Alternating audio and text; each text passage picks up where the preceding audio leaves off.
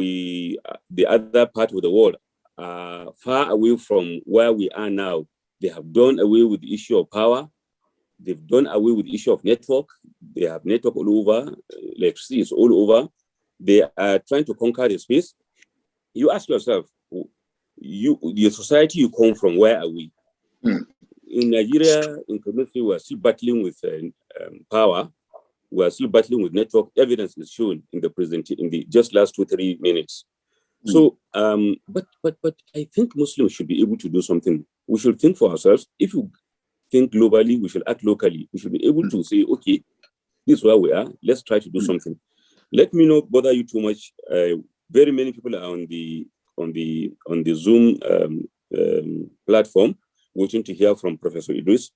I'm sure you'll have the next 1 hour speaking, inshallah, so that you can organize your slides. And then we'll have some time for questions and answers. At the end of the day, I'm sure some other brothers may want to call and make some contributions. We'll create time for them. But certainly, inshallah, we'll close at the exact time we have planned to close. Professor Idris Bugaji, you are welcome, and I'm handing over the invisible mic to you, just to use the words of my brother, to continue from where you are. Thank you very much. MashaAllah, Jazakumullah khairan, our brother, Dr. Sheikh Magharibi, the chairman of this meeting. And when I saw your name as the chairman, I said this meeting would be Zoom. I was very sure, and it became Zoom, sure.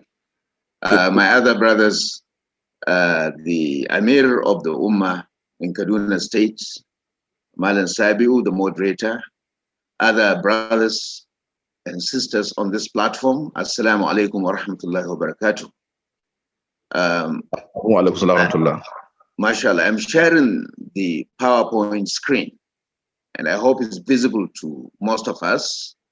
So I'll follow the screen one after another. The title of the paper is Islam in Nigeria, Past Encounters and Future Forecasts. And let me correct the Amir. It's not being presented by a scholar. Just please call me a brother. That's enough. Not a scholar, but if there's any scholarship, then I may claim it in my field of chemical engineering in terms of the area of research I'm undertaking. Even that one up to a certain level. But let me appreciate the Muslim Ummah for organizing this annual event. And I hope these activities will help us re-energize us and refocus us on our very mission on earth as Muslims. I will start with the second slide, which is Bismillahir Rahmanir Rahim. I don't know that the slide is being seen. Okay. No, we are still seeing okay. It's only the first slide is shown.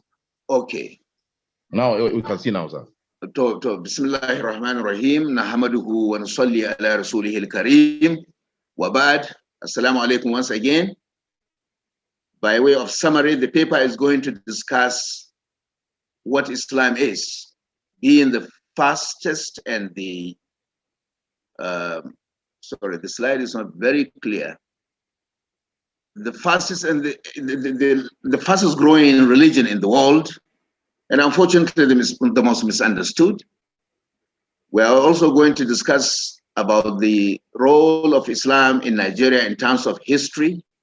Islam has been around in Nigeria for over 1,000 years, as we are aware, and its revival as a state ideology took place about more than 200 years ago,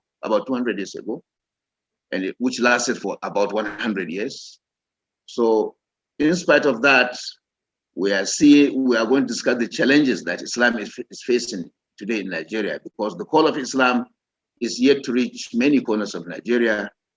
The mission of Islam has been grossly misrepresented, and unfortunately, the adherents of Islam are somewhat at war with each other, while the enemies of Islam are cashing on these weaknesses. So we are going to discuss these and find solutions to them.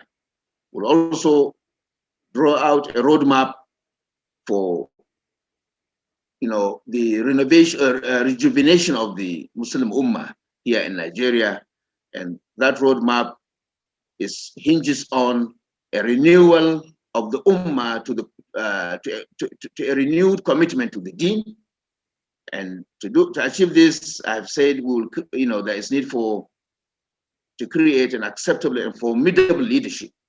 And we must be more accommodating with each other. We must mobilize more resources for da'wah.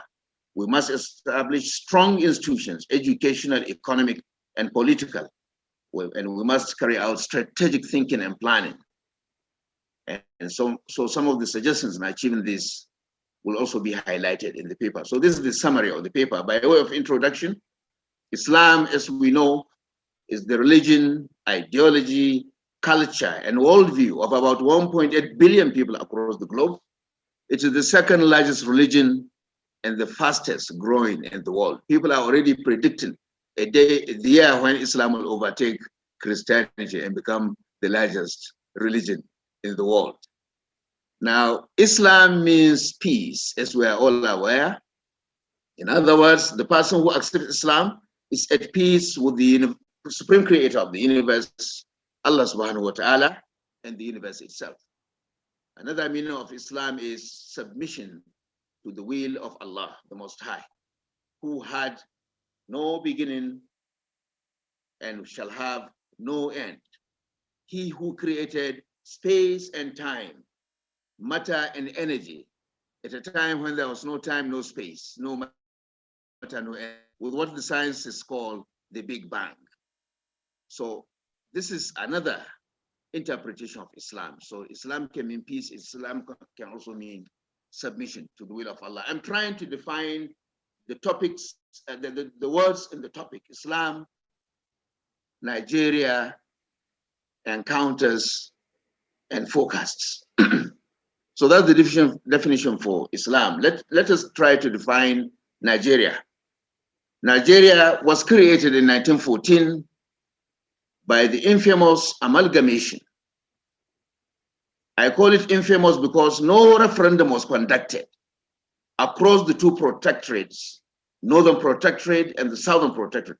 No referendum was conducted. The British decided to amalgamate. And that's why I call it infamous. The people of Nigeria were not consulted. That's the point. And I wish, we can't change history, but I wish the amalgamation did not even take place. Northern Nigeria would have been on a different course by now. Anyway, what has happened has already happened. 1914 was the year of that infamous amalgamation. Independence came to Nigeria in 1960, but unfortunately, the civilian regime led by Abubakar Tafawa Balewa, rahimahullah, was short-lived as a result of the first military coup in January 1966, led by Major Patrick Chukuma Kaduna in Zegu, la'anatullahi alayhi.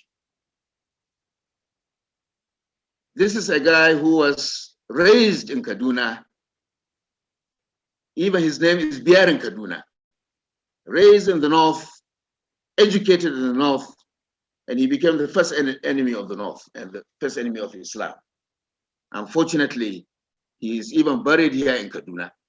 The good thing is he was killed at a checkpoint, a military checkpoint, by some northern soldiers, because when they asked him to identify himself, he was not invited, and there were code words given to the military officers. Talking to them in Hausa, they didn't want to listen to him. They just mellowed him. They just, rained bullets on him, and he died. Unfortunately, the government at that time decided to give him honor by bringing him to Kaduna for burial. His grave is near the Essence School over there, right here at the center of Kaduna, unfortunately. Now, military and civilian regimes followed after that coup, but none of them measured up to this first leadership of Tafawa Balewa, Sardauna, etc., in terms of transparency, hard work, selflessness, and the fear of Allah. This paper, as I said, is an attempt to review the state of Islam in modern Nigeria and make forecasts into the near future. And I take inspiration from the verse of the Quran which says, وَذَكِّرْهُمْ بِأَيَّامِ اللَّهِ. Malik Ibrahim Suleiman has interpreted Ayyamullah to mean history. and remind them of the days of Allah. Mali Ibrahim Salama has said it means remind them about history. So we shall talk a little bit more about the history. I have divided it into 3 parts. The past, 1774 to 1903. And I'm going to take that little part, that major component now. The year 1774, that's more than 250 years ago, about 250 years ago, is a very important milestone in our history and the history of the world. It marked the year the da'wah of Sheikh Usman bin Fodio started in the small town of Degel in Gobir Kingdom. Unfortunately, here in Kaduna, they don't even pronounce Degel. There is Degel Road, but they call it Degel, unfortunately, and I hope that will be corrected. The correct pronunciation is Degel. I visited Degel in person 2 years ago. I met the people and the villager of Degel, and I discussed a little bit of the history of that very important town. Unfortunately, they don't even have a road, third road leading to Degel. I have visited the Hubbari of the father of Sheikh Usman bin Fodio, Muhammad Fodio. I have seen the Hubbari of Malama Hawa, the mother of Sheikh Usman bin Fodio, and the grave of Malam Jabbo, Sheikh Malam Jabbo, the teacher of Sheikh Usman bin Fodio, rahimahullah, and all the others, great scholars. The first son of Sheikh Usman Fodio is also buried in Degel. That is, what is his name?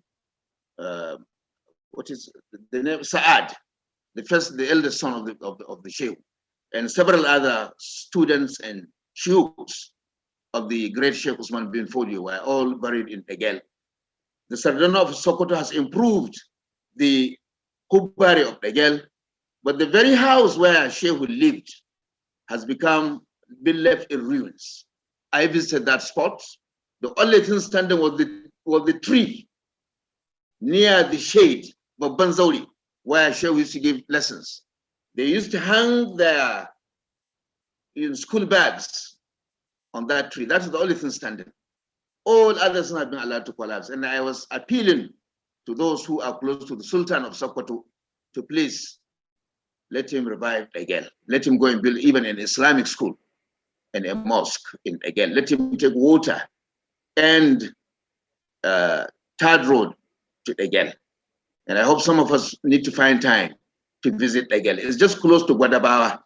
When you leave Sokoto going to Ilela, not far off on that road, you take right turn, you will be at Guadabawa, take right turn and continue to Degel. It's not far off. But Sheikh was born in Maratha in 1754, 15th December to be specific. Maratha is now in Niger. When you cross Ilela on that same road and you cross to, what is the name of that town across Niger? From Ilela, what is the name? Can someone remember it, please? Kwanni. Birnin Kwanni. Once you leave Birnin Kwanni and you take the road, towards the other town, that is town where they do a lot of this onion, Madawa. Almost halfway through, Maratha is sitting there. Fortunately, Sardauna had built a mosque and a school, I think, in Maratha, the birthplace of Sheikh Fodio. But Maratha was part of the Gobir kingdom in those days. Gobir was probably the largest Hausa state in the 18th century. So Sheikh was born within the Gobir kingdom. From Maratha, they migrated to Degel, and then he made the Degel, the Da'wah center for his Islamic revivalist movement. Da'wah being the first stage, the Islamic revival, the Islamic revivalist movement has 4 major steps or 4 components of a cycle. Da'wah being the foundation and the fundamental one. So he made Degel the center of his da'wah. He used to travel to all the Hausa states to meet and teach his students, but he will always come back to Degel. And those students who wanted to meet him will also find him in Degel if it is the season for meeting him. The other steps of the Islamic revivalist movement are and Nusra. We shall see more about this later. These 4 steps were 1970s in the Ahmad Bello University, and they have their foundation in the Sirah of the Rasulullah sallallahu alaihi wasallam. Sheikh Usman bin Fodio was greatly inspired by his teacher, Sheikh Jibril bin Omar, a Tuareg who lived in Damagaran, what we call Zinder. Yes, I remember the very mosque where Sheikh Jibril ibn Omar used to teach has been rehabilitated by the Sardauna of Sokoto. He visited the place and he paid money for the rehabilitation in the early 1960s. When Sardauna was traveling to Zinder, he informed Hamani Diori, the prime minister or president of Niger at that time. Hamani Diori told him, I will send a helicopter to pick you from Kanu so that they can now take you to Zinder. Sardauna replied, Hamani Diori, he said, I do not need a helicopter to go to Zinder. My great-grandfather used to go there on foot or on horse. How difficult is it for me to go in a car? So he went, to Zinder with a car, and he visited the mosque, and he paid money for the rehabilitation of that mosque. It's also a place worth visiting in Damagara. Now, he was born, as I said, in 1754, and at the age of 20, Sheikh Usman bin Fodio in 1774 started his da'wah. That same year, 1774, marked the invention of the steam engine by the Scottish engineer James Watt. I'm trying to compare the state of Europe and Africa at that time. We are virtually at the same level of development. If the steam engine had been invented in Gobir, the history of the world would have been completely different. But fate, that was what we may call fate. James Watt developed the steam engine in 1774. He started work in 1769, and in 1774, it was launched. And that marked the beginning of industrial revolution in Europe, whereby human labor was replaced with machines. It marked the beginning of the end of slave trade, because with machines, you do not need slaves. And it also marked the beginning of imperialism and colonization, because the industries being established in Europe needed, and the New World, which was America at that time, New World they called it, needed raw materials to operate, and they needed markets for the finished products. And that was what led to imperialism and colonization of Africa, Asia, and Latin America. So that's why I said 1774 is a very important date in the history of Nigeria and the history of the world. The Sokoto Caliphate was established, peace and tranquility prevailed. If I go through this cycle of Da'wah, Bara'ah, Hijrah, Nusra, the Bara'ah of Sheikh Usman bin Fodio took place around 1802 during one of the Eid, when Sarkin Gobir distributed gifts to the ulama. Sheikh bin Fodio refused to collect his gifts. Instead, he asked for Sarkin Gobir to allow him to teach the deen of Islam without hindrance, to allow men who put turbans not to be molested, women who put hijab not to be molested, political prisoners in Al-Alawa, the capital of Gobir, to be released from prison, including the Sarkin Zamfara Abarishi and the rest of them. And he made this demand publicly, and Sarkin Gobir decided to allow him to take that as his Salah gift. He refused to take the money given to him.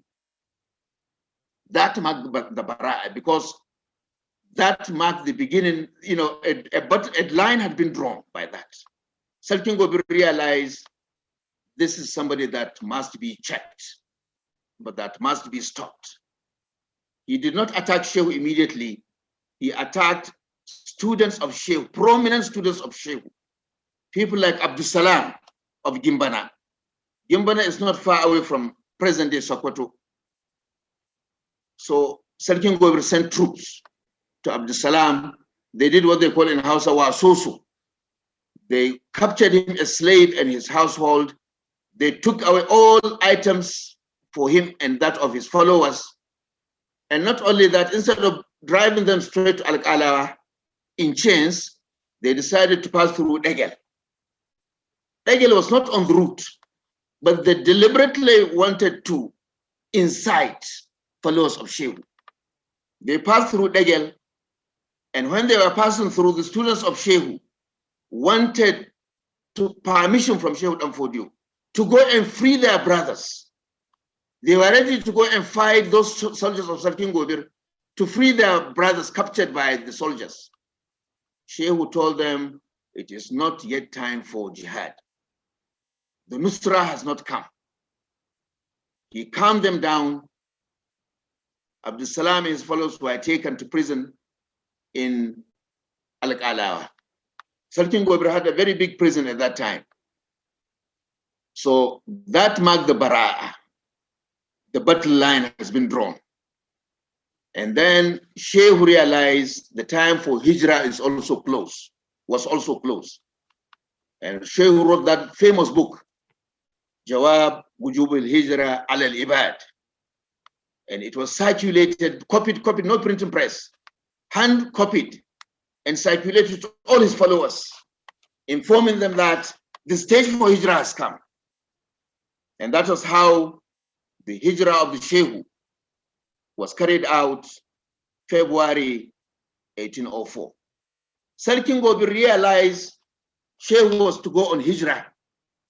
So Sarkin Gobir sent him a message that Shehu should never move, that Shehu must remain in Degel.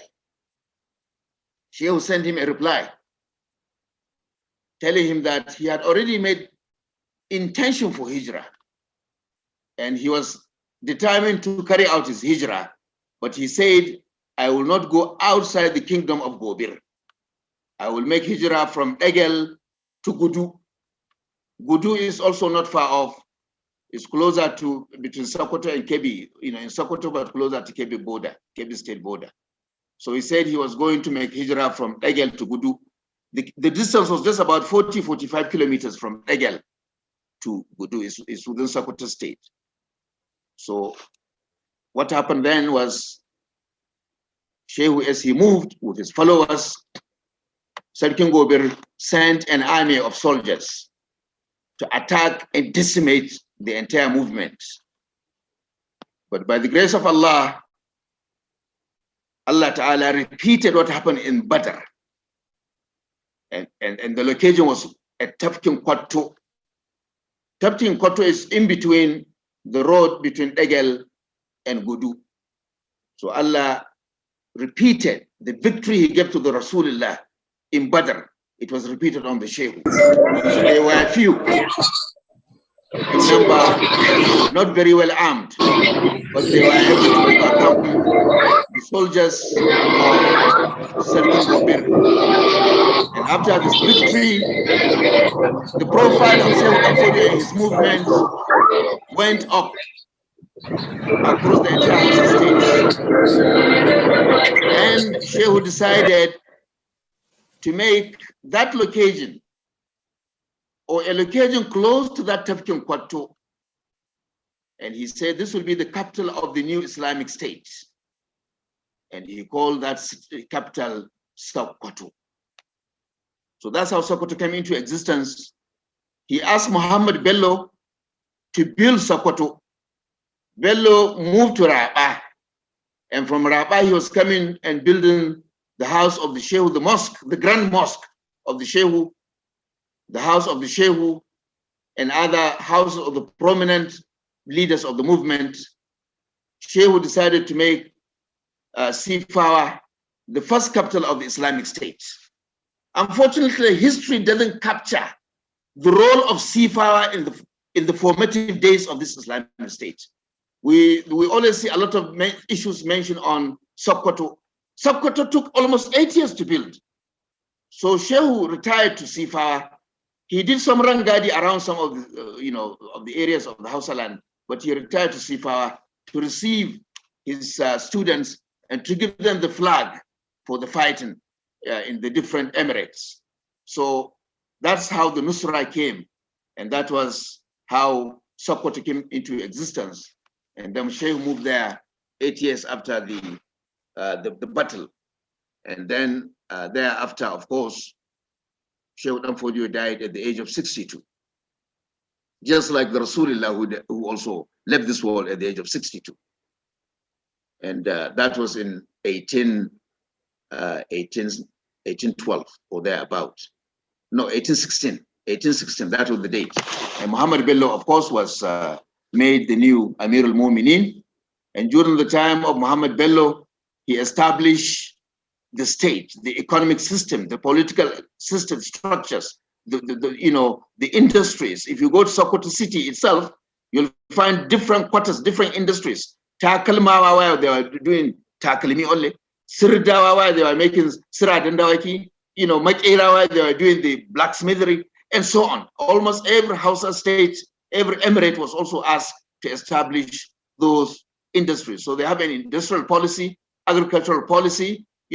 Even the issue of settling Fulani, grazers was proposed by the Shehu. There was a writing on it by Sheikh Usman Danfodio that he realized Fulani moving, roaming about is not sustainable, and there was need for the state to resettle them. Please, let's ask those scholars of the Caliphate to bring us those documents so that we can bring out a better policy on resettlement of the Fulani rather than the ill-fated Ruga policy, which has not really been able to materialize. So this was the history. And in 1826, about 10 years after, the leadership of, Muhammad Bello, Amir al-Mu'minin, radiallahu anhu, this was an observation made by this British explorer by name Hugh Clapperton. He observed, as I quote there, a woman can walk on foot alone with a basket full of gold from Kano up to Sokoto without fear of molestation. And this is the kind of tranquility, peace that Islam brings in any society. And this was a standard that Europe is yet to attain and Nigeria is yet to reach. So this is one typical example. I don't know whether some of you may understand the history of Clapperton. He died in 1827 from malaria after he left Sokoto. He actually passed through Borno, met the Shehu of Borno, but the Shehu of Borno asked him not to travel to Sokoto because that time Shehu of Borno attacked Sokoto Caliphate. So Hugh Clapperton managed to tell the Shehu he was not going to Sokoto. He took a different direction, but he managed to come back to Kano. And then he proceeded to Sokoto. And at that time,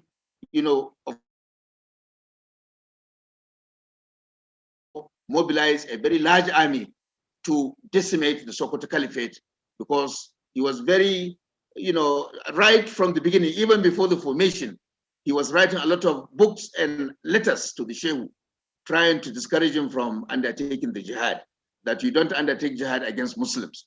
And Abdullah Fodio replied to him that as long as there is no Sharia, that the rule of Allah is not established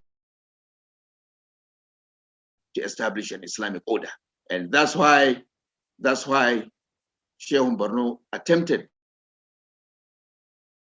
to attack from Sokoto to reach the battlefront. They were in Kano when Sarikin Bauchi Yakuba decided to just mobilize his men. And he gave a big surprise to Shehu Borno. And from that day, Shehu Borno never attempted to attack anybody in the Sokoto Caliphate. Shi ya kawo wannan wasan na Fulani da bari-bari. Domin sarkin Shehu Borno ya kwashi kashinsa a hannu. They gave him a terrible beating. He left babban lema da yake sawa da buta and a few other items. They captured almost 250 horses in that great battle by Sarkin Bauchi Yakuba dan Shehu. Yakuba dan Shehu actually ba dan Shehu bane amma ya girma a gidan Shehu. Ya dade a dagel wajen Shehu tun yana karmi maraya ne. Aka tura shi Bauchi daga Bauchi almajirin Shehu ne. Ya zauna har cikin gidan Shehu yana shiga. Dan Shehu ya amince mishi. Allah ya ji kansa da rahma. I do a lot of digression. I think I better follow my slides. The recent 1903 to 1999 Islamic order bloomed for about 100 years, February 1804 up to another almost 100 years, 1903. Unfortunately, the Islamic Caliphate of Sokoto was unjustly ended by British colonization, and the then Sultan At-Tahir III refused to surrender to the British, but he made hijrah and was martyred in Ulmi in Gombe State. However, his followers continued with the hijrah, and they continued up to Sudan. They established a town called Mai Wurno, not far away from Khartoum.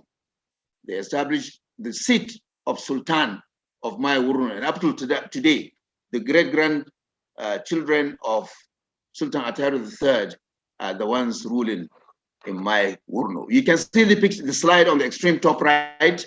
The Sokoto Caliphate covered a large part of almost all of northern Nigeria, part of Niger, part of Cameroon, up to neighboring countries. His followers, Ahmad Bamba, went up to the Mali region. Ahmad, the other scholar, Sheikh Umar Al-Futi, took inspiration. He didn't meet Sheikh Danfodio, but he met Muhammad Bello, and he took inspiration from the Sokoto Caliphate and established another caliphate in the Senegambia, Mali region of West Africa. Now, I've already mentioned that in 1914, Nigeria was created with its capital in Zungeru, Niger State, which was later moved to Lagos. The North was allowed indirect rule by the British because the British found a very well-established administrative structure. In 1960, we got independence, and at that time, Muslims were not well prepared in terms of education, professional cadres, etc. And this was a deliberate agenda by the British. They had wanted the civil service to be dominated by the Igbos and the Yorubas of the South, and they had wanted all other cadres to be dominated by the Northerners, by the Southerners. But the Sardauna leadership, they worked very hard to establish new institutions for training Northern manpower. The Kaduna Technical Institute was established in 1956, which later became Kaduna Polytechnic. ABU Zaria was established in 1962, and several other training, agriculture training were all established by that administration. Unfortunately, the brutal assassination of these upright leaders in January 1966 was a major setback to Islam. And in July 1967, civil war followed. We lost a lot of our brothers in that civil war, and it came to an end in January 1970. Thereafter, Nigeria continued to oscillate between civilian and military rules until 1999, when the last military regime ended civilian government. And we pray there shall never be any more military rule in this country. Now I am coming to the other part, which is the recent past. Between 1999 to date, 2021. In spite of the return to democracy, the endemic corruption that has permeated the polity, creating cruel poverty that feeds upheavals. All the current social banditries, insurgencies can all be traced to lack of good governance. Lack of good governance can be linked to the endemic corruption that has permeated the polity. The political system is highly corrupted. Political office holders have been given powers to move resources anyhow they want to. And because of lack of transparency, poverty continues to grow, especially here in the north. Unfortunately, we have, and especially here in the north, higher poverty than even in the south, in spite of Islam, unfortunately.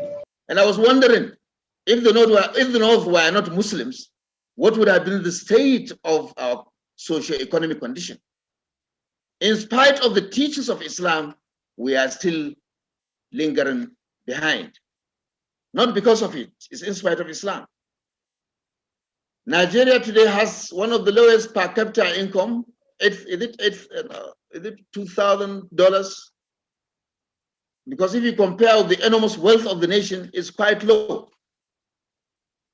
Low human development index, low health indices, low transparency index. We are down in the ladder, and we are becoming the global frontrunner of drug smuggling and advance fee fraud, otherwise known as 419.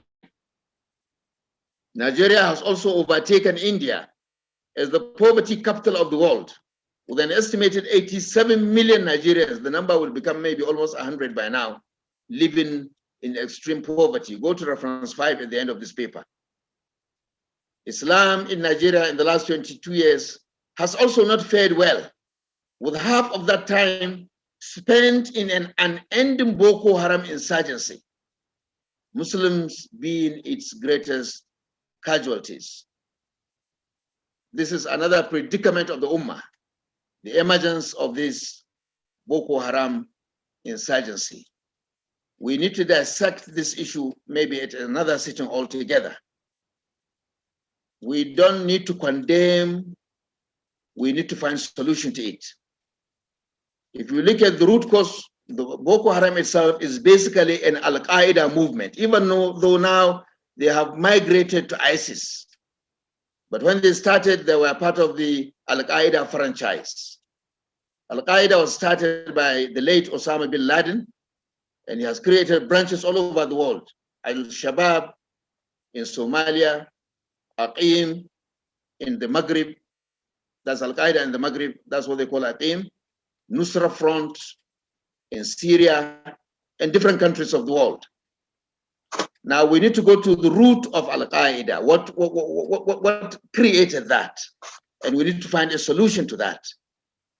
That's why I was supporting the bill by Senator, the former governor of Yobe State. He proposed a bill which received a lot of opposition, that we need to use the carrot and the stick. We need to find a way to fight the Boko Haram insurgency. But those who are repentant, we need to find a way to re-educate them and reintegrate them back into society, because killing all of them will be a loss of manpower in among the Muslim community. This is another topic, another sitting altogether. We can discuss it another time. So this is one of the challenges facing Islam in Nigeria in the last 22 years. Again, intolerance among the 3 Muslim sects. There used to be 2, but now they have become 3. There used to be Sunni, the Izala, Tariq, but now there is also the other group, the Shia group. So there is gross intolerance among the 3 Muslim sects. There's an upsurge of Christian evangelism, and more frightening, the incursion of evangelists into governance. The Bible says, give unto God what is God, and give unto Caesar what is Caesar. What does a pastor need to, why should a pastor be in government? At the moment, we have a redeemed Christian Church of God pastor as a vice president. We had another RCCG pastor as the chief of defense staff, not until the recent change. This is frightening because it's even against the teachings of Christianity. The Bible clearly says, give unto God what is God, and give unto Caesar what is Caesar's. Let them remain in the church and teach, the teachings of Jesus Christ. What do they have to do in governance? And unfortunately, it's the Muslim politicians who are sponsoring them into governance, into the political parties, and into those political positions, unfortunately. Another challenge we are facing in these 22 years is the ongoing Fulani evangelization. is very frightening. We must draw out a roadmap to end this Fulani evangelization. I had wanted to attach a video for you, but because of time, I could not add it. There is kidnapping of Muslim children. We have forgotten that one. From Kano, many children were kidnapped, taken to the southeast, adopted, many of them converted into Christianity.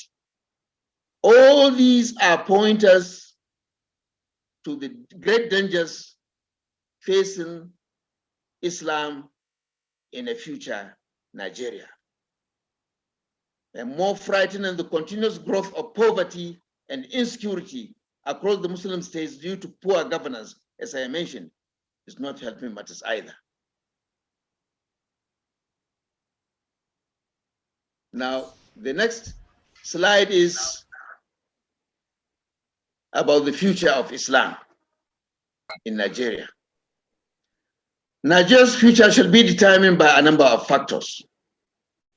But the role of Islam either in Nigeria or another nation state that may emerge is directly connected to our survival as Muslims.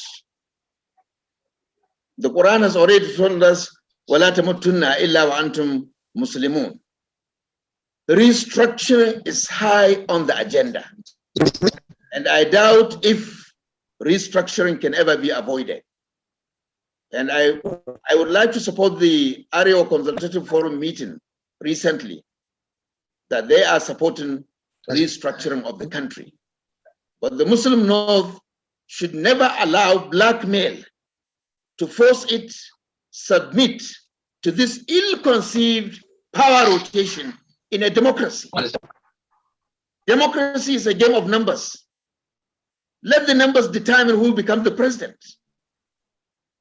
not power rotation. But restructuring is clearly inevitable. But I think power rotation is undemocratic. Now, about the future of Islam in Nigeria, we should realize as Muslims that promoting the cause of Islam and its uplift is the raison d'etre of why we are here as Muslims. Sorry, there is some interruption. I hope the moderator can we mute everybody, them, please? Mute please them, mute please. everybody.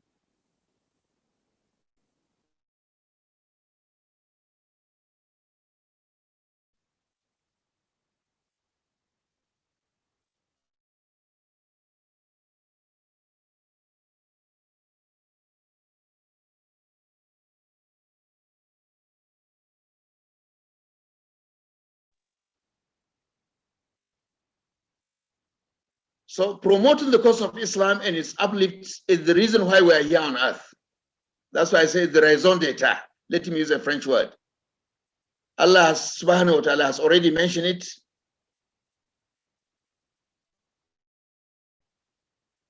The verses are there, chapter 4, verse 75, 76.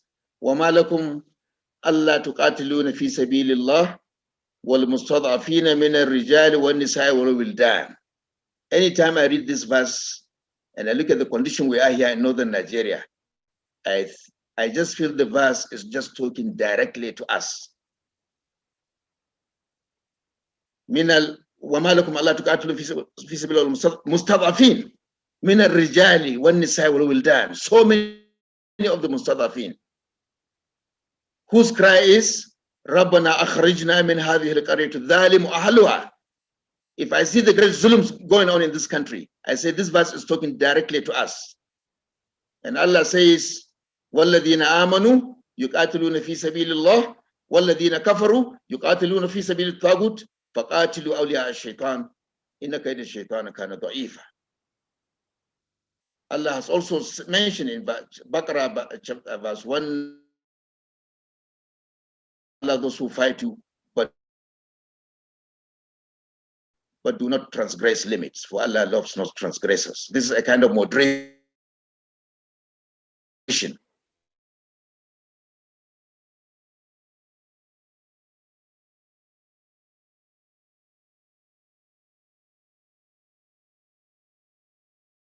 elsewhere, as the case may be, because northern Nigeria is the only region that is keeping Nigeria together.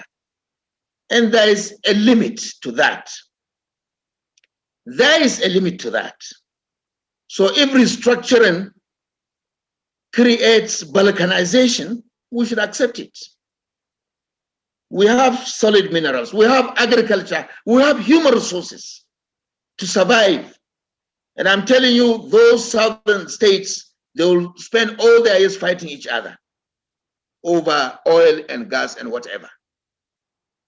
So the 4 cardinal points, what I call 4 points agenda, which we must address to secure Islam in a future Nigeria, and this is the main crux of this paper, is there are 4. I've listed them in my opinion, there could be more, but these are the most important.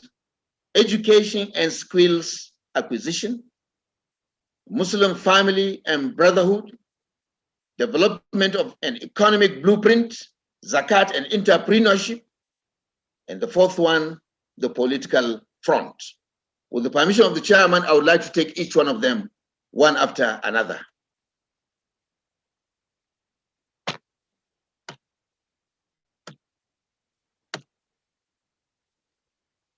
Concerning education, Muslim states are still lagging behind in Western and modern education. When I saw the statistics of the common entrance for federal government colleges, it was very laughable. I don't want to quote it here. Tens of thousands in Lagos and only about 80 or 40 in most of the northern states. So the statistics, if you look at the statistics, it's not yet Uhuru. So we must also sanitize our campuses and clear them of facade in all its ramifications. Our educational institutions should provide an appropriate platform for raising future leaders. No successful da'wah can ever ignore schools and tertiary campuses. Furthermore, there is the need for a review of traditional Islamic education with what one may call an Al-Majri education upgrade with skills training. We in Kaduna Polytechnic have started training the Al-Majri and giving him skills in plumbing, welding, and I think the other one is carpentry, 3 skills. We have trained 30, graduated, we gave them, some NGOs gave them kits. We are training another 30, a very small number, but we are trying to say that it is doable. Those who decide to do the Al-Majri education system should just be, provided with skills so that the bara will be brought to an end. Once we remove bara from the Al-Majri, just 1 or 2 few things need to be done to improve it. Every country has its own Islamic education system. If you go to Indonesia, Malaysia, Morocco, so many of them, they have a whole track different from the Western educational track. There's a place where they cross each other, but they maintain that so that the vibrancy of the Islamic system can be maintained. So we don't need to scrap it. We need to upgrade it and improve it, especially with skills. The very educational curriculum, the conventional ones that we are doing, must also be re-engineered to focus more on skills development rather than paper qualifications. Because today, skills are the new currency in the global labor market.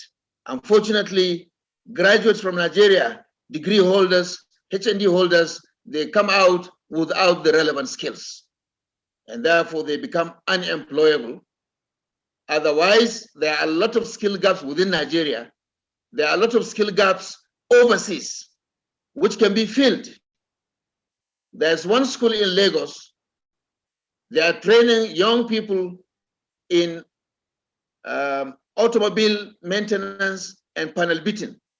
And immediately they graduate, they move to Europe.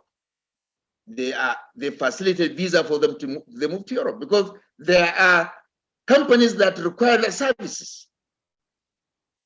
So we need to re-engineer our educational system and add issue of skills training, especially the NSQF approved recently by the Federal Executive Council.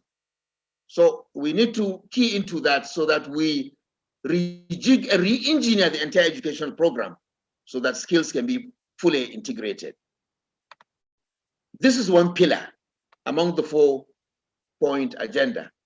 The second one is the Muslim family and brotherhood. Unity and brotherhood are fundamental and an obligation. If we look at what happened in Medina after the Hijrah, it's a clear testimony of how Islamic brotherhood is supposed to be. Now, do we as Muslims attempt to replicate that Medinan episode?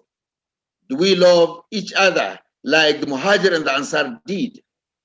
They are our models, and we need to therefore revive that. Another major challenge is the Muslim family. This institution must be revived because today it is facing serious neglect.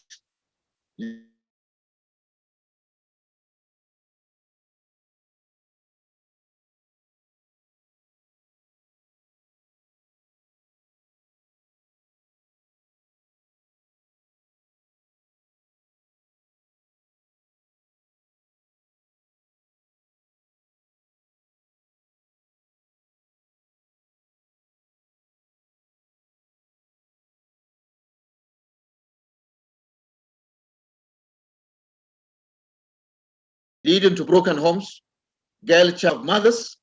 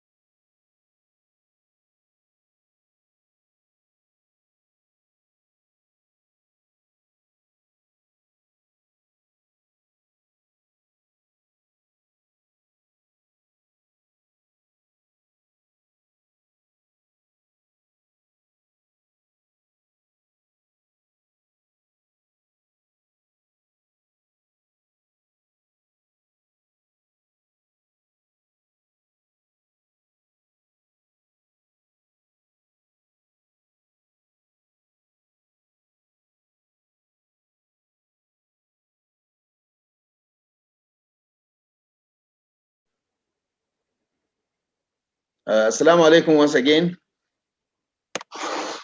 Sorry for that small challenge, which I think we have overcome now. So I was talking about the Muslim family, and I was mentioning the toxicity of the social media, which we must moderate. The social media is a very good platform for information, but there are toxic stuff which must be moderated. We must also embrace the teachings of the Quran and Sirah with respect to accommodation of other interpretations and opinions, as well as acceptance of intra and extra pluralism. Anytime you talk about establishing Islam, people assume you must have Muslims 100%. It's not so. The first Islamic state in Medina was never monolithic. There were Muslims, there were Jews at one point, there were other religions. And it was because of that pluralism, the first constitution in the world was the Medina Constitution. So Islamic State doesn't mean it has to be 100% Muslims or 100% views of a school of thought within the Muslim world. We should be able to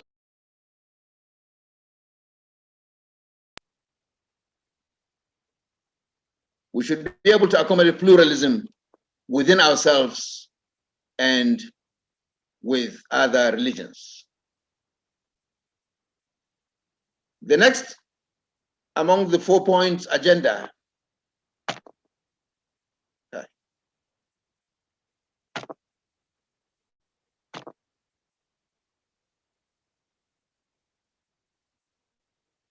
the economic blueprint.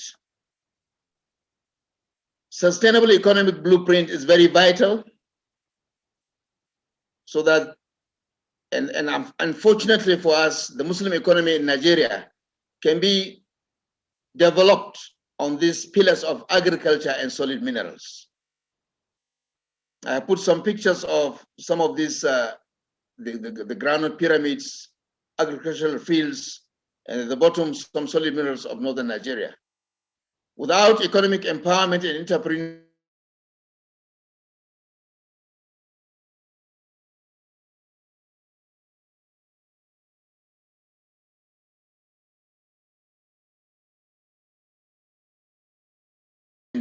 of our Muslim brothers and sisters. Presently, the banks, the pillar of the Nigerian economy, are dominated by non-Muslims. Key functional industries are found only in the south, including the investments by Dangote. 90% of his investments are in the south. I'm only aware of Obajina Cement Factory in Kogi State, but all his other investments, the biggest refinery in the world is in Lekki, Lagos, several other investments all over the southern states. And is the #1 Muslim entrepreneur in Africa. Power consumption per capita is highest in the south. In fact, Lagos State consumes 60% of the power generated in Nigeria. The other northern states consume only 40%. And that's why poverty index in Lagos is only 8%, compared to Zamfara, where it is 92%. And because of that, we in the north continue to wallow in unemployment because the industries are not there, leading to kidnapping, banditry, and poverty, endemic poverty. This must be made to change. The AKK gas pipeline, which is a major achievement, is a saving grace if well harnessed. Because of the AKK gas pipeline, you can generate electricity for comatose industries of the north so that you can revive them. You can create downstream industries to use natural gas and convert it into useful products like urea fertilizer, ammonia, nitric acid, methanol, ethanol, polypropylene, many other hundreds of products can be produced from the AKK gas pipeline. Unfortunately, northern entrepreneurs are not keen in. It will take 2 years to build the AKK gas pipeline, but we are not even planning on the industries to be established across the pipeline corridor. And this we must try to do as quickly as possible. An important pillar of the Muslim economy is the Zakat Institution. Poverty is what Zakat sets to eradicate. Zakat is also seen as a distributive mechanism that promotes just and fair access to resources. The Quran has said in chapter 59, verse 7, wealth should not make a circuit among the rich only. So we must revive Zakat and ensure it is implemented. I think it's only Sokoto State that has established a Zakat committee or fund with a legislation from the State House of Assembly. And I think they are doing very well in impacting on the poor people in Sokoto State. We need to repeat that in other states of Muslims.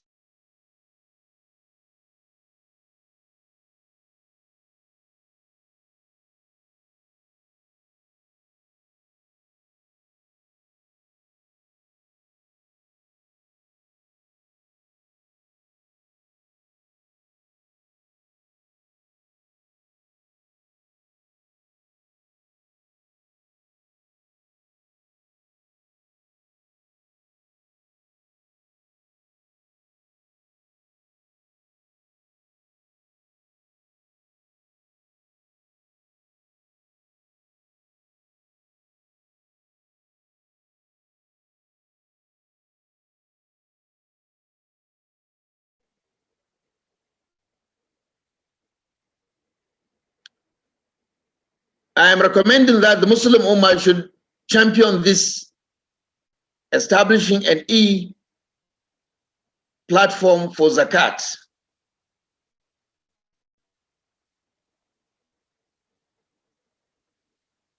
So,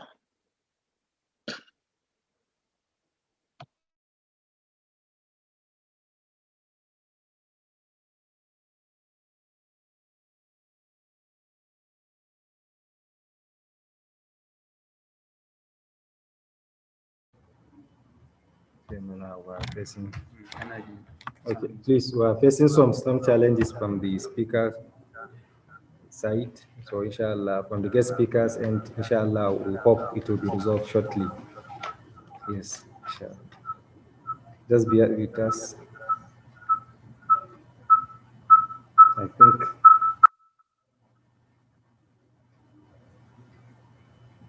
the guest speaker is trying to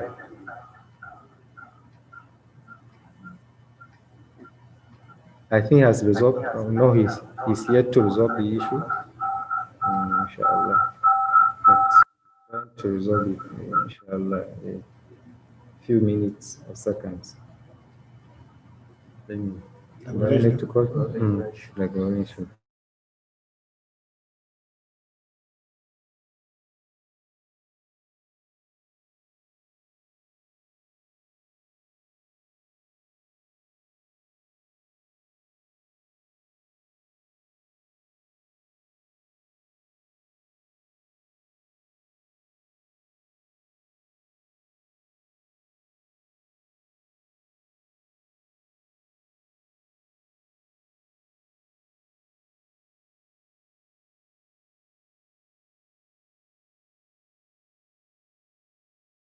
Okay, let me quickly.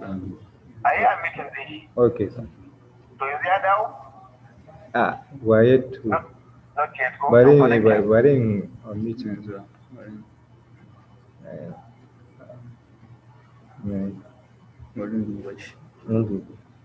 Sorry.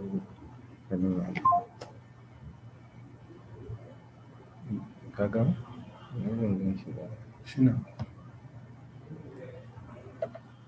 Okay. On meeting. So, assalamu alaikum. Ina jin Yes, sir. Ya dawo insha Allah. It's okay. To afwan to madalla. Let me just go back to the share screen. Okay, sir. Okay. We are on almost second to the last slide, which is the political front. The political front, yes. I say, I know the Muslim Ummah has been champion in this, but for the past 20 years. But up till today, Nigerian politics is dominated by people with questionable characters. People who enter politics to promote corruption, facade, and to enrich themselves. So we must take more serious measures to ensure that people who have Islamic values, who understand Islamic values, and who will carry Islamic values to the political system are encouraged to go into the political arena. Muslims, as I said earlier, if united, can decide who leads Nigeria. Even in 2015, I must emphasize, it was Muslims in Southwest that voted for Buhari. And that was what tilted the balance. And I'm giving an example here with the Jewish lobby. The Jewish lobby is a small minority in the US, yet they are so powerful. We are a majority in Nigeria, and without doubt, we can be able to do better than that Jewish lobby. However, and I must emphasize this, let us not forget that politics, Western liberal democracy, is only transitional arrangement because Islam is a message and a method. Politics cannot be a means to establish Islam, but it can be a means to facilitate the da'wah. I have mentioned the 4 stages of da'wah, bara'ah, hijrah, of Sheikh Usman Danfodio. These are the 4 stages for establishing the Islamic State. And the importance of this Islamic State, some scholars gave the interpretation of Al-Yawma Akamaltu Lakum Dinakum. That Kammala ad-Dini was actually that the Prophet ﷺ was able to establish a model Islamic State in a way because previous prophets, many of them could not achieve that. The prophet Jesus, Isa alayhi salam, couldn't even establish any community or any political system. Moses, the same thing. Only Suleiman was able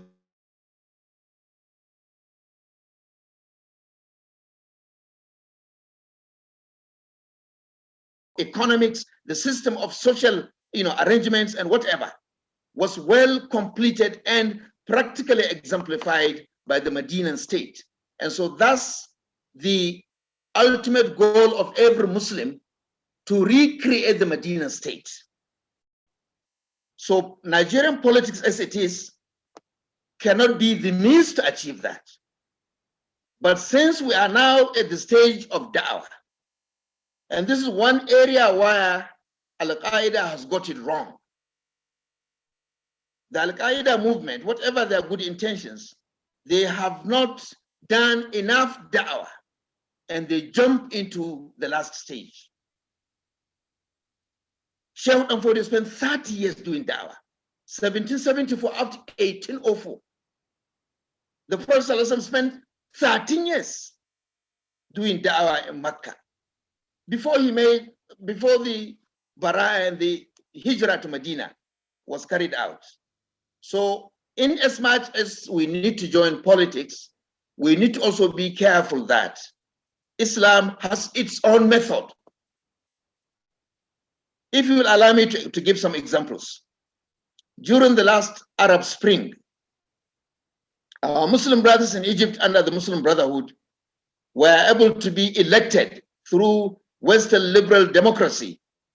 They got majority in the parliament and they established government under the martyred President Morsi, rahimahullah.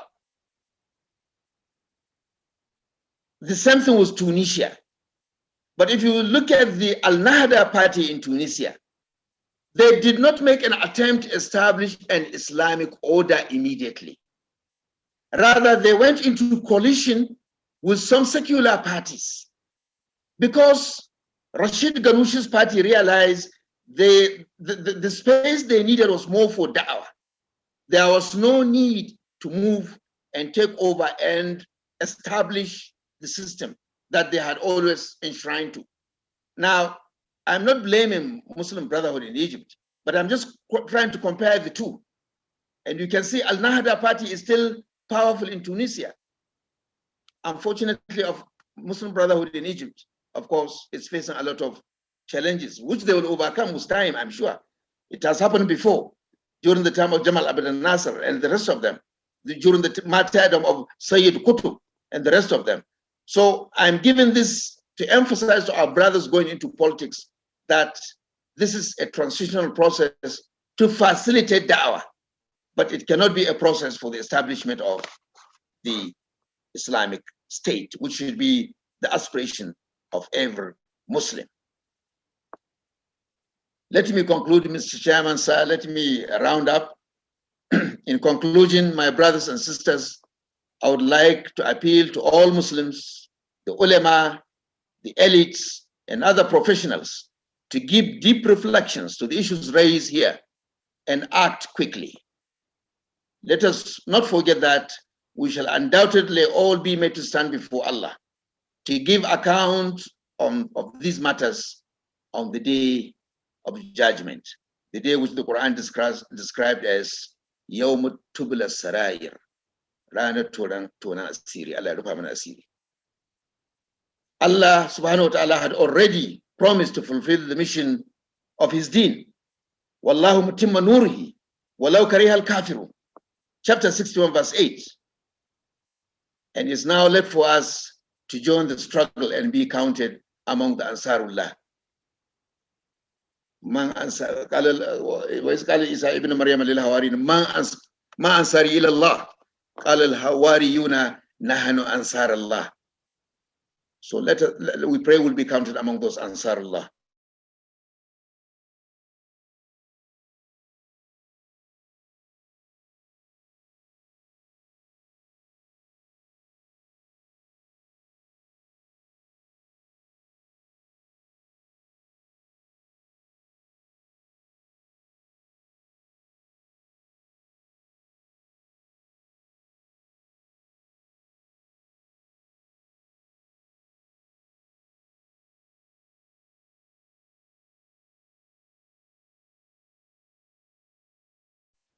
Finally, let us remember, says,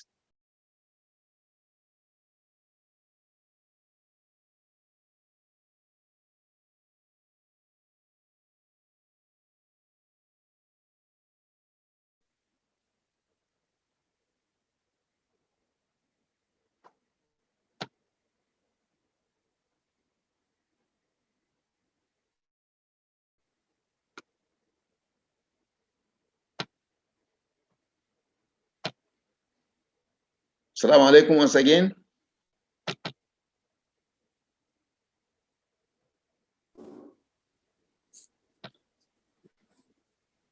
Wa Second verse, Allah Ta'ala in chapter 13 says, Inna Allah la yughayyiru ma biqawmin hatta yughayyiru ma bi anfusihim. So Allah shall not change the condition of the people until they change what is in their hearts and they act accordingly. And finally, in chapter 14, Allah says, Wajahidu fillahi haqqa jihadi. Huwa ijtabakum wa ma ja'ala alaykum fi dini min kharaj. Up to the end, and strive for Allah with the dedication that is Allah's right. This is a very serious difficulty upon you in this religion of Islam. May Allah give us the ability to fulfill our mission on earth, and may He give us the capacity to build on those 4 key points raised and many others more, so that we can reach that goal of establishing an Islamic order in our society.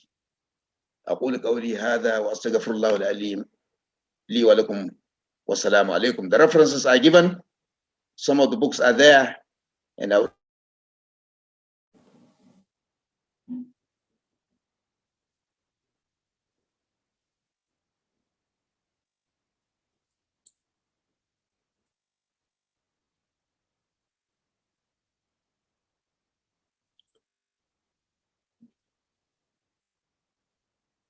Assalamu alaikum wa rahmatullahi wa barakatuh.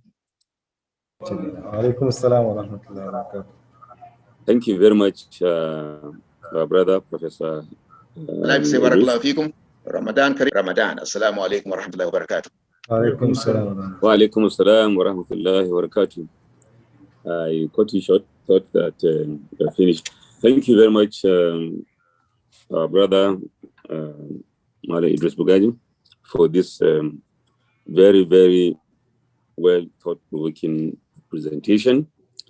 At least for people like me that did not do history in secondary school, even the little one we've done is telling us that please dig deeper to understand your history. It's only when you know your history that you know the value of where you are and what you are. I mean, if you forget your history, certainly you will have forgotten yourself completely. We've seen that very well in our education system today. People that don't know what happened yesterday. Prof, let me just give an example. In the platform of commissioners of education in Nigeria, we mentioned the name of Saad Zungur, and we said it's a nationalist. He has contributed immensely to the development of Nigeria. Somebody from the East replied and said, contributed what? Who is he? So I now brought out some of the issues that he has done in politics, at the beginning, and his writings, his contributions, his ability to advocate and also put people together against the colonial masters. What it means simply is that if somebody in northern Nigeria don't know Saad Zungur as today, I don't know what will happen to our children tomorrow. If somebody today will not know something about Sheikh Osman bin Fodio and the areas you have mentioned, Egel and the rest of them, I don't know what will happen to our children tomorrow. So it's quite apt. It's well thought paper. I am sure I don't need to recap what you have said. It's quite very, very clear. But just for me to remember one or two things, and for all of us to take it home, is I will employ the Muslim Ummah of Kaduna State, the leadership, to organize for us a visit to Degel, so that one day, when we come back, the issue is that today we're in a digital period. From there, we can take a lot of pictures and send to our children. It will be a source of, let's look at it from historical perspective, that we want to know where Islam started.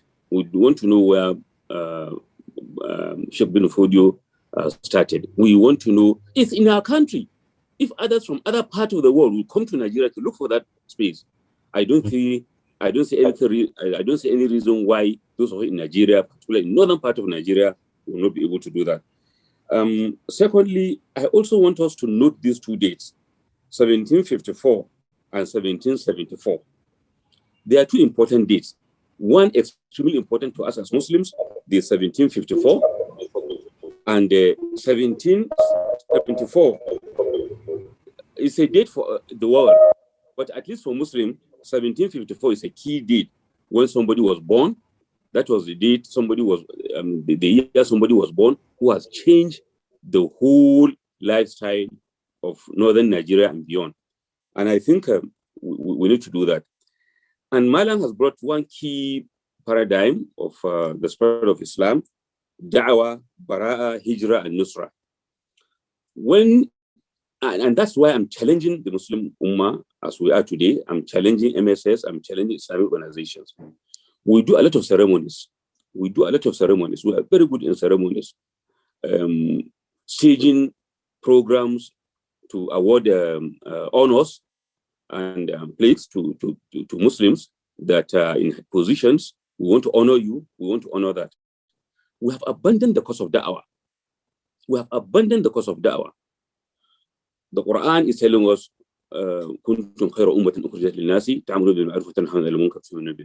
we are the best because we go into da'wah.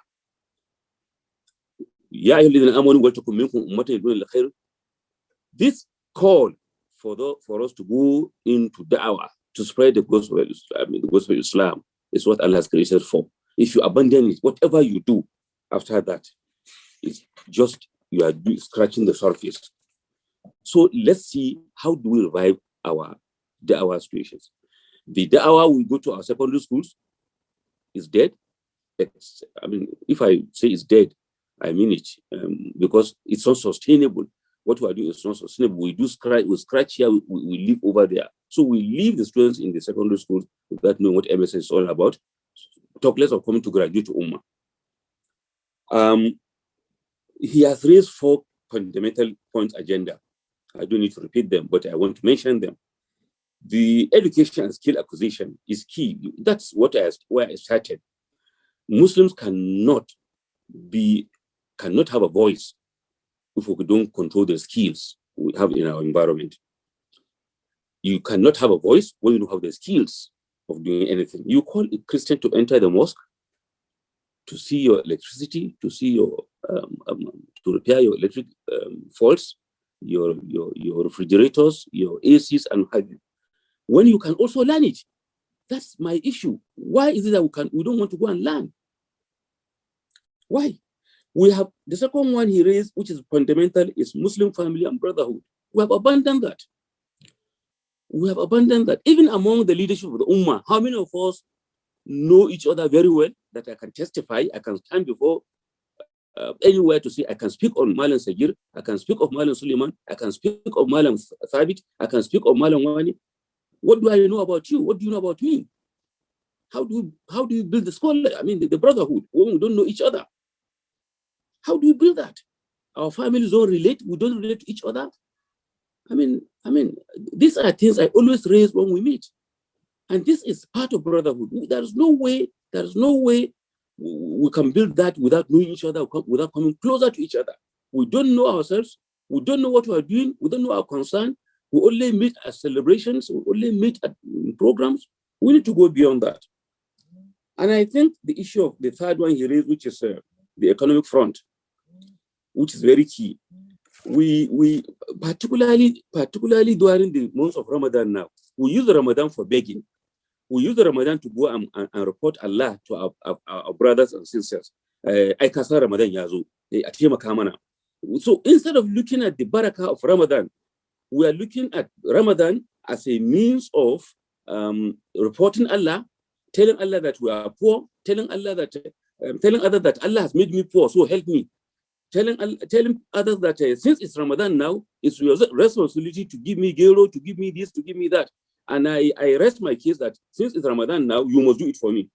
I think we need to change this paradigm. We are to use Ramadan to redesign our economic issues.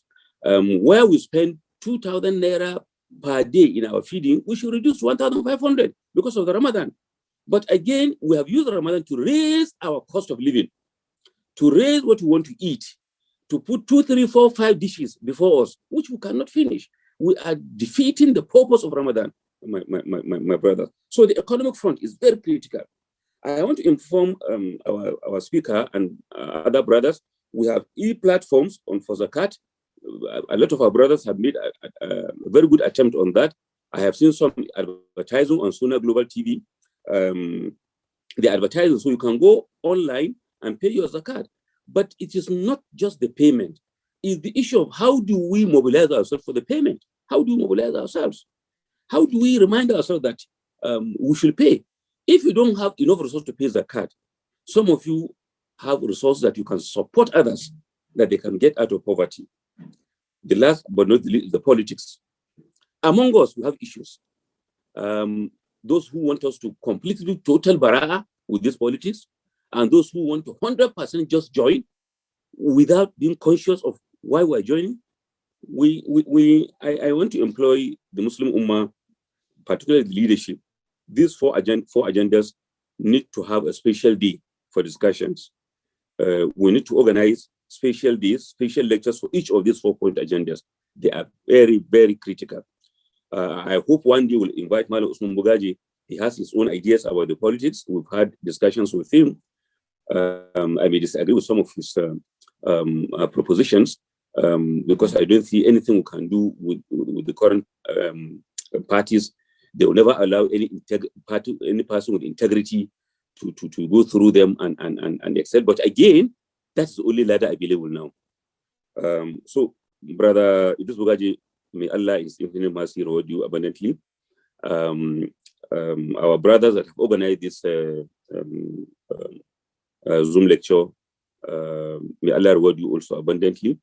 And I hope by next week, before next week, I need to have another chat with you for us to expand the participation of our brothers. It's easier for people to participate by Zoom than to attend physical lectures. And by our number, when I look at the participants, we are just 52. I think we can do more.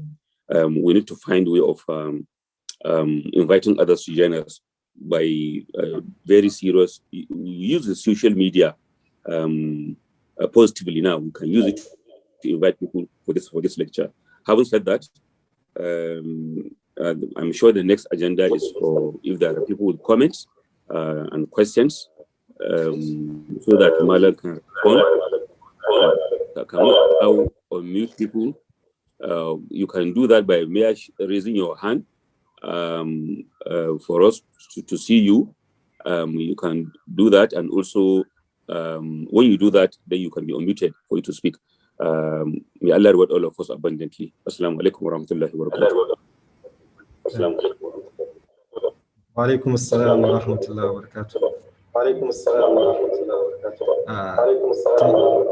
Thank you very much, the chairman of the occasion, and as well as the guest speaker for this wonderful presentation. While the lecture was going on, there were a lot of comments. Some they are sending good messages, and some they are raising up their hands to say their questions.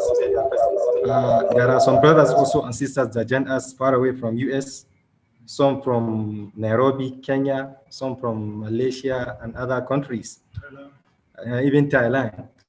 There are brothers that are there, so wish them all the best, and may Allah subhanahu wa ta'ala guide us aright. So many brothers also, they are sending in their prayers and goodwill messages for to Prof directly, and they are praying for his success in the new appointment or his new new place of primary assignment. And the questions we have also gathered here, and some they are raising up their hands.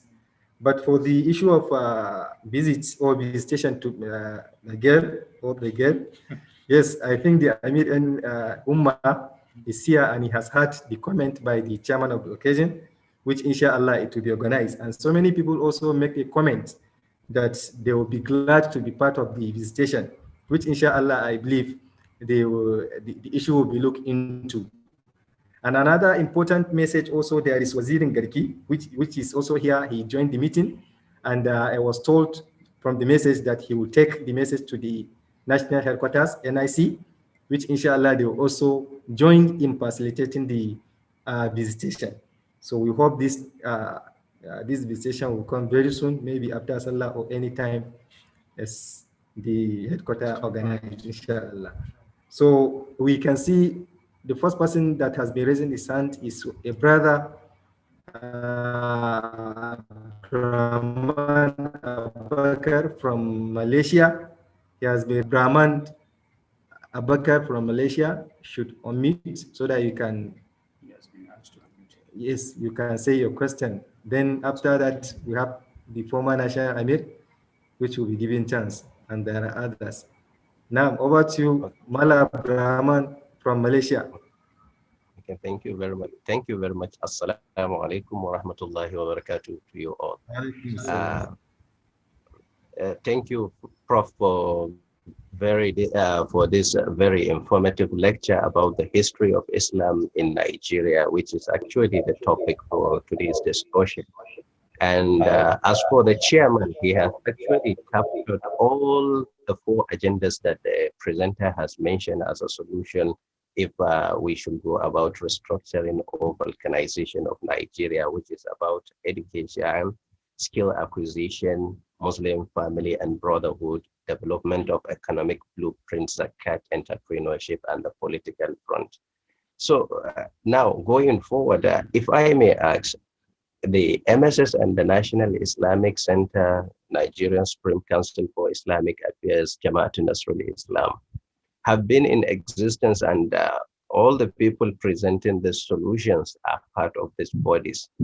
Why can't we, and we have a lot of our executive secretaries in various, from JAM to other executive secretaries, this issue of the first agenda that is mentioned about education and skill, it can actually be inserted into the curriculum of education and training so that we can move past this and we will help in improving our own standard in the North. And with regards to even the Zakat issue, the one of Sokoto, and now Mala Abubakar Lamido in Gombe is doing also a very great job in the issue of Zakat. And then we come to the other issues. So if the National Islamic Center and other people, these four agendas, they are not much to handle. I think and insert it into our own legislation and educational sector curriculums in terms of education, I think we will start and comment what is up there.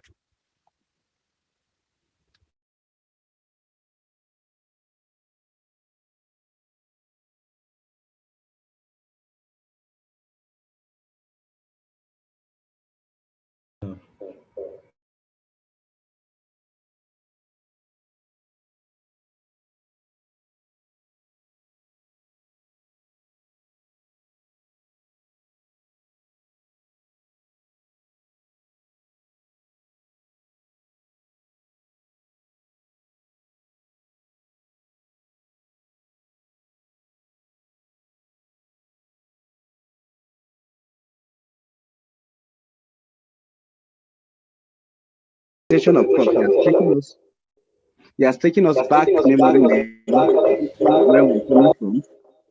Now, and he has also putting a radar for us with which we can travel that to the destination we want to get to. But there are hurdles. And I want to take the 4-point agenda particularly. If you come to the terms of education and skills, I am so concerned that we have said this number of years back.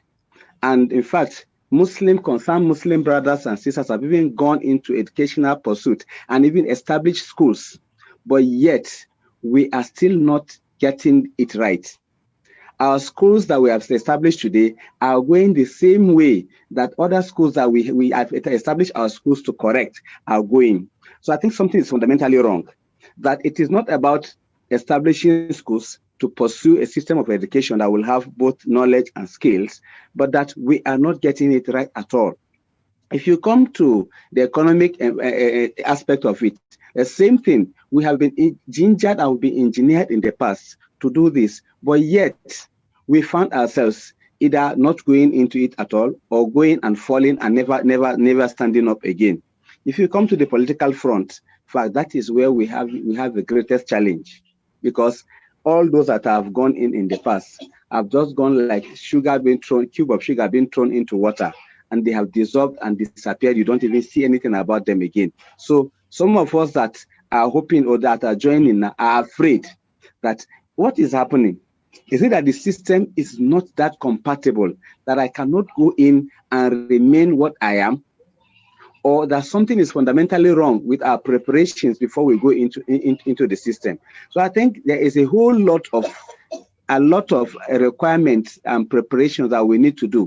How are we then? I am suggesting that NIC and other Islamic bodies should come together to form, like we call tutorial classes for all of these aspects. For those of us that want to address the educational shortfall, let us be taught very well how to do it and get it right. For those who want to go to this economic sphere, the same thing. For those who want to go to political sphere, the same thing. Or else we will just be going in and then be falling in the same way, and then we're disappearing without even being seen. We're not making any meaningful impact. On the whole, what I'm saying is there is a need for practical approach to all of these things. More of the presentations, more of the talk shops. Let us walk our talk. Thank you. It's going to make us greater Ummah. Assalamu alaikum wa rahmatullahi wa barakatuh. Wa alaikum assalam wa rahmatullahi wa barakatuh. Thank you very much, the former National Amir, for your comment. Inshallah, the guest speaker, he will respond to it. Let me quickly take one person or two. There is somebody has been raising up his hand. You have been asked to unmute. Yes. No. Bismillah. Assalamu alaikum wa rahmatullah.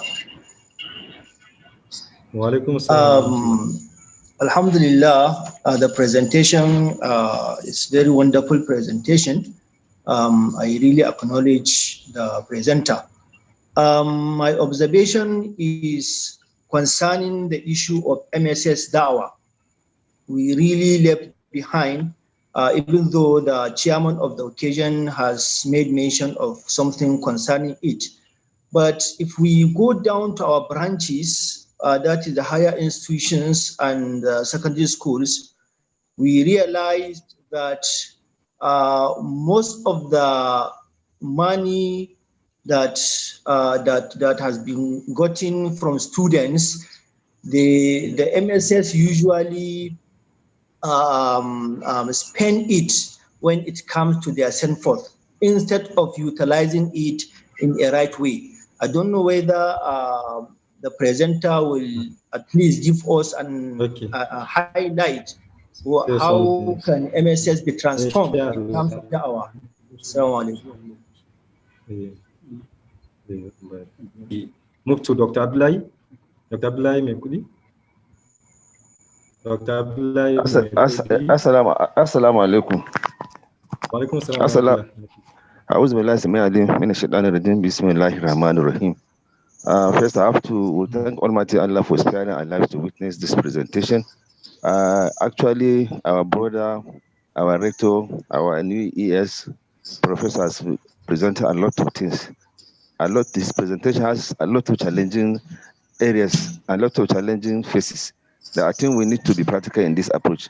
I'm happy with the use of the transformation of Al-Majri into training them in skills, which sincerely most countries, advanced countries, they depend solely on skill development. I'm happy our commissioner, who is a brother too, is in the midst of education. Probably we may need to use a means of bringing such innovation or thinking into our schools and into our secondary school in the state, or rather special training for Al-Majris, because Kaduna State is one of the states that has championed the cause of maybe disbanding Al-Majri system of education or training in the state. If the Minister of Education can have a way, since we have vocational institutions and whether other skill schools, whether there could be a means or a way where the Al-Majris can be integrated into such school. Then lastly, NIC I know has a secondary school at Zaria. I don't know whether it will be possible to establish a skill acquisition center in any part of the state or in any other states in Nigeria, so that at least we should not allow, especially our children who cannot afford to further their education beyond secondary school. This is another problem, because even this JAM F18 is causing problem on our students. You find somebody writing JAM 2-3 times before you acquire the cutoff marks to move forward. So I think we need a lot of things to put into practice so as to be able to ginger our own younger ones to a higher level. Thank you so much. Okay, Doctor. Thank you very much. Because of the time factor, we're taking the last person, then the speaker will respond, inshallah. Allah Abba is the last person. In 1 minute, please. In 1 minute, because we are closing by 12. Assalamu alaikum, my dear brothers. My own is just a short comment, quite all right. I must thank the presenter, our dear Professor Bogaji. He has touched one area which is key in our life, particularly in the north. This area is this Al-Wajli issue, all right? It's alarming. You see, the factor you mentioned, education and skills. I must commend you, sir, for starting something practical in the institution where you have a total control. That is establishment of skill acquisition for this Almajri system.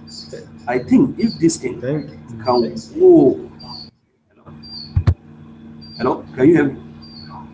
Dr. Aladi, thank you. Because of the If time this thing factor, can go we a just long have 5 minutes. not only in the Prof institution, will respond. but in all the states where Muslims, Sorry, I we say, don't have time actually. states that are dominated by Muslims can practice this thing, I think it can go a long way in mopping up a lot of this almajiri in the street. Because if we want Islam to progress, we can't continue with this system of education, seeing our youth. I'm in Kano right now, but if you see what is going on, it's terrible. It's terrible, and it's going to be real time bomb. So, from what you have started in that institution, I think it should be extended to states. All the states in the north can go ahead and do something like this, mopping up these children. If you can find way, at least, to accommodate them, train them in so many aspects of life. It's not necessary.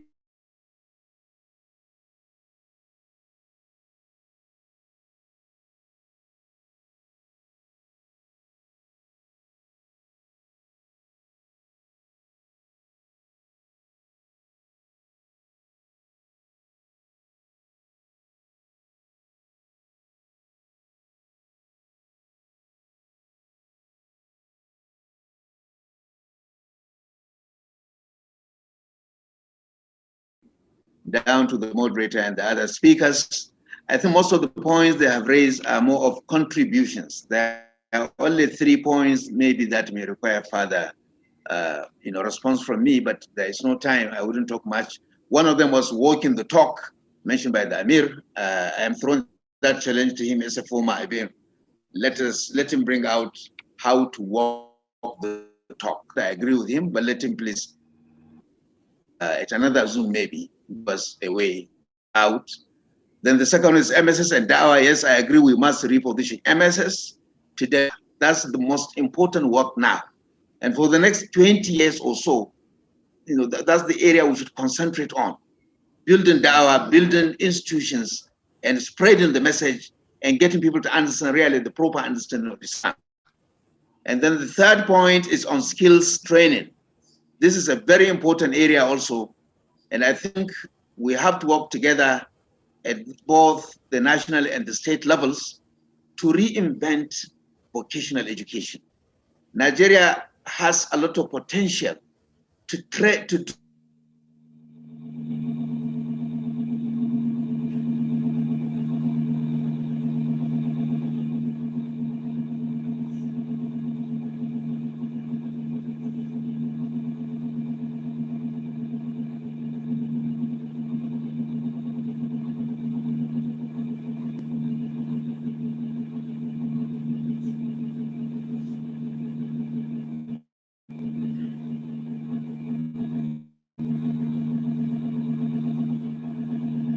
develop skilled youth 5 years ago, and I saw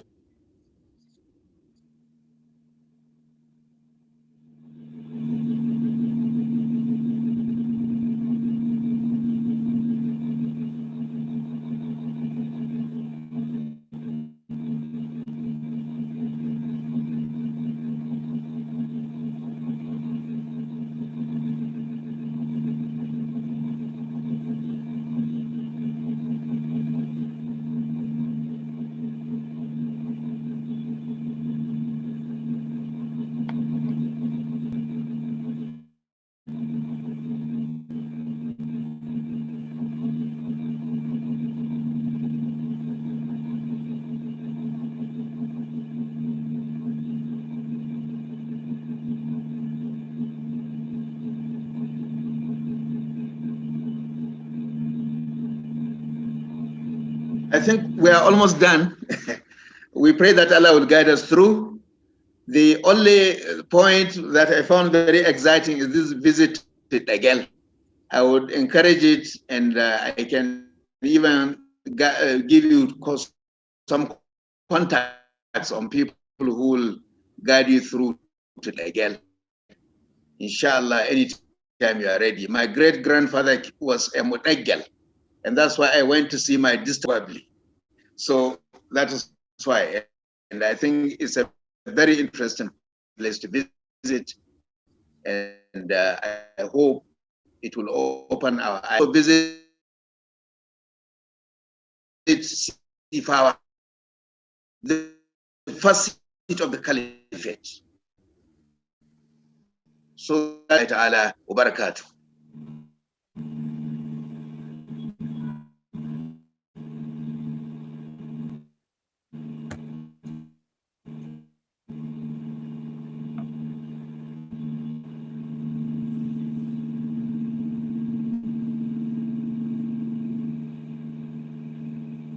Salam. Wa alaikum assalam. Moderator should take over. Jazakumullahu khairan, sir. Last one, audio, and also the viewers and everybody that assisted in one way or the other to reward us with the best of God. And also, some people have asked questions whether the presentation or the lecture has been recorded. Inshallah, we have recorded the lecture, and it will be made available to various platforms, inshallah, very soon as the program is over. Then also they requested for the soft copy of the presentation, which inshallah, the guest speaker, Prof, inshallah, he will assist us with the soft copy so that we'll also make it available to our brothers and sisters in various platforms. And finally, we'll invite Dr. Babagabi to give us the closing prayer. We are now 2 minutes past 12. We are just 2 minutes behind schedules. So alhamdulillah, we really thank Almighty Allah for this opportunity. Dr. Babagabi, see on. Dr. Babagabi.